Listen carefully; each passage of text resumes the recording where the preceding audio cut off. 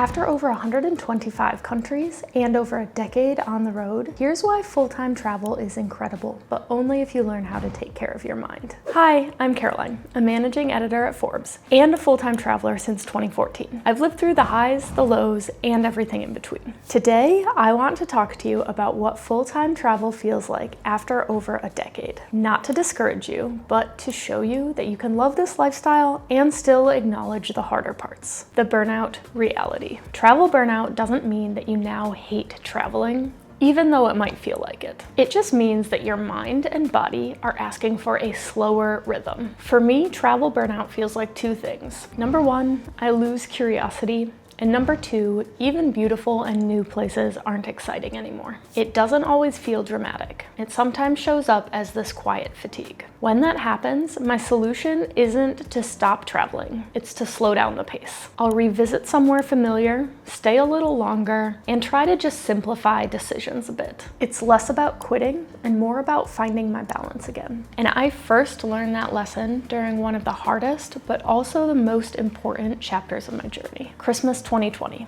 Let's set the stage. Playa del Carmen, Mexico. I had been there for months already, but by December, many of my friends had gone home. I decided to stay. I was meeting the 330-day physical presence in a foreign country requirement to qualify for the foreign earned income exclusion so that I could save money on my taxes. So I couldn't go home. And with travel restrictions, isolation felt heavier than ever. I spent Christmas and New Year's completely alone. My mom emailed me after one of our catch-up calls and told me she hadn't heard me that sad in a really long time. I still keep that email as a reminder of how things evolve. But in that quiet loneliness, I learned something valuable. Life on the road, and in general, flows in seasons. Some are expansive, some are still, but both matter. And eventually, that stillness led to something I hadn't been focusing on enough: loneliness and finding community. In the beginning, my travels were mostly solo, which can be very freeing,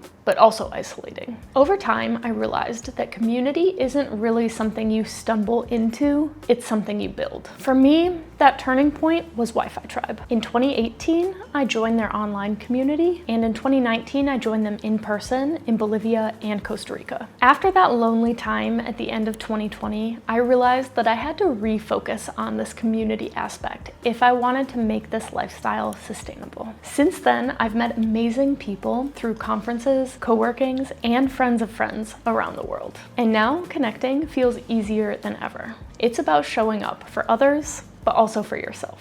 And funny enough, now that I have this network, I've discovered a new challenge: social overload. When I'm in a city for a couple of weeks and I have a dozen friends in town, it's hard to say no. I don't know when my path is going to cross with those people again. And that's when boundaries become part of self-care too. And that balance between connection and independence shows up in every other part of this lifestyle too, especially romantic relationships. Dating and partnership. Dating as a nomad is its own adventure. Depth takes time, and when you move often, it's not impossible, but it does look a little different. I met Kevin at Bansko Nomad Fest in 2020, and we saw each other at another conference later that year. After that second event, it all moved pretty quickly. We started traveling together right away, and it felt like the most natural step for us. We've been traveling together ever since. We both love this lifestyle, and we've learned to make space for each other within it. Separate work time, and even quarterly surprise dates, just to keep curiosity alive.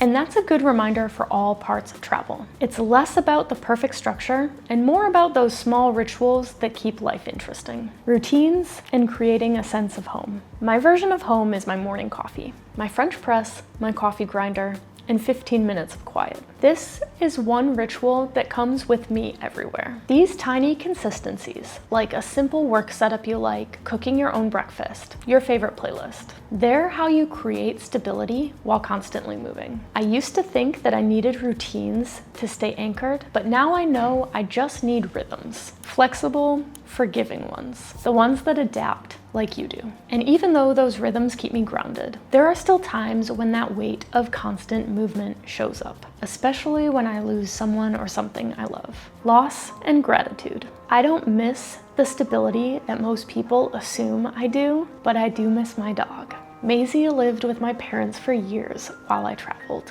When she got sick, I flew home and spent her final week with her. I'm grateful for that time, but I still wish there was more of it. And that's the paradox of this life. You have to give something up for a bigger kind of presence.